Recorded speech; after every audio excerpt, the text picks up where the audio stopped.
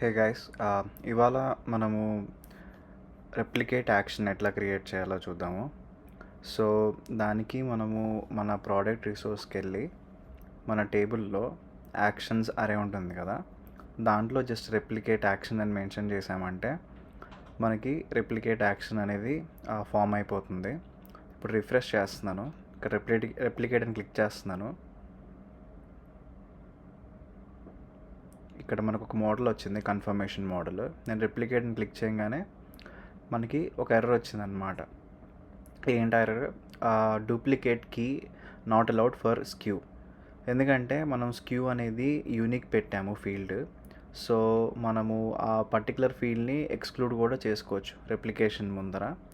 దానికి exclude attributes అని చెప్పి మెథడ్ ఉంటుంది. దానిలో అరేలో మనం ఏవైతే ఫీల్డ్స్ ఎక్స్క్లూడ్ చేయాలనుకుంటున్నామో అది మెన్షన్ చేస్తే అవి రెప్లికేషన్లో రెప్లికేట్ అవ్వవు. సో ఆ 2 ఫీల్డ్స్ని నేను ఎక్స్క్లూడ్ చేస్తున్నాను. ఓకే, ఇప్పుడు చూసారా మనకి రెప్లికేట్ అయిపోయింది. నెక్స్ట్ నేనేం చేస్తానంటే ఆ రెప్లికేట్ అనే వర్డ్ని కూడా మనం కస్టమైజ్ చేసుకోవచ్చు. దానికి జస్ట్ లేబుల్ అని ఇచ్చేసి నేను క్లోన్ అని రాశాను అనుకోండి, అక్కడ టెక్స్ట్ అనేది చేంజ్ అయిపోతుంది. ఇప్పుడు రిఫ్రెష్ చేద్దాం ఒకసారి. చూసారా, చేంజ్ అయిపోయింది. నెక్స్ట్ ఇప్పుడు ఏం చేద్దామంటే, క్లోన్ చేసినప్పుడు నాకు ఇక్కడ మోడల్ కనబడుతుంది కదా, ఇది చాలా బ్లాండ్గా ఉంది. నేను దాన్ని హెడింగ్ని మోడిఫై చేయాలనుకుంటున్నాను. దానికి మోడల్ హెడింగ్ అని చెప్పి మనం టెక్స్ట్ ఇస్తే అక్కడ టైటిల్ అనేది చేంజ్ అయిపోతుంది అనమాట. అండ్ ఆల్సో మనం సబ్ హెడింగ్ అనేది యాడ్ చేసుకోవచ్చు. ఇక్కడ మోడల్ సబ్ హెడింగ్ అని చెప్పి ఒక జనరల్ టెక్స్ట్ ఇస్తాను. Are you sure you want to clone this product అని చెప్పి. ఇప్పుడు రిఫ్రెష్ చేసి వెరిఫై చేసుకుందాం వర్క్ అయిందా లేదా అని చెప్పి.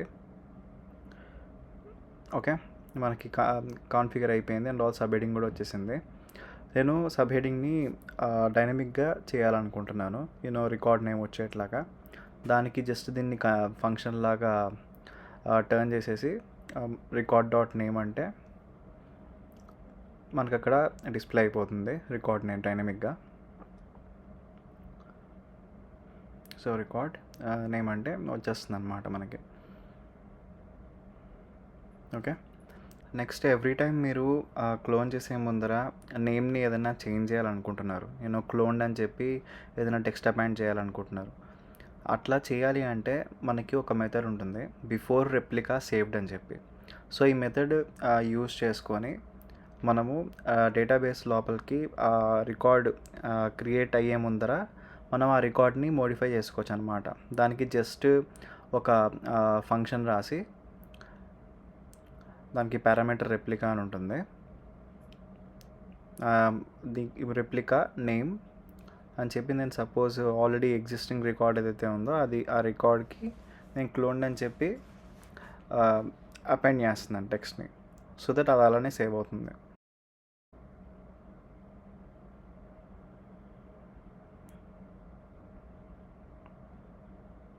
ఓకే, సో ఇప్పుడు మనం వెరిఫై చేసుకుందాము. చూసారా, అపెండ్ అయిపోయింది క్లోన్డ్ అనే టెక్స్ట్. నెక్స్ట్ ఇక్కడ మనకి నోటిఫికేషన్ టైటిల్ ఉంది కదా, సక్సెస్ నోటిఫికేషన్ టైటిల్, దాన్ని కొంచెం కస్టమైజ్ చేసుకుందాము. దానికి సక్సెస్ నోటిఫికేషన్ టైటిల్ అని చెప్పి ప్రోడక్ట్ క్లోన్ సక్సెస్ఫుల్ అని ఇస్తాను. అప్పుడు ఎప్పుడైతే నేను క్లోన్ చేస్తానో మనకి టైటిల్ అనేది డిఫరెంట్గా వస్తుంది. చూడండి, కన్ఫర్మేషన్ చూసారా, ప్రోడక్ట్ క్లోన్ సక్సెస్ఫుల్ని వచ్చింది. ఇప్పుడు దీన్ని కూడా మనము డైనమిక్గా చేసుకోవాలంటే జస్ట్ ఫంక్షన్ రాసి రికార్డ్ నేమ్ ప్రీఫిక్స్ లాగా అపెండ్ చేస్తున్నాను. ఇప్పుడు వెరిఫై చేసుకుందాము. ఓకే, చూసారా, డైనమిక్గా వచ్చేస్తుంది. సో ఇలా ఫిలమెంట్లో రెప్లికేట్ యాక్షన్ అనేది చేసుకోవచ్చు అనమాట. Thanks for watching guys.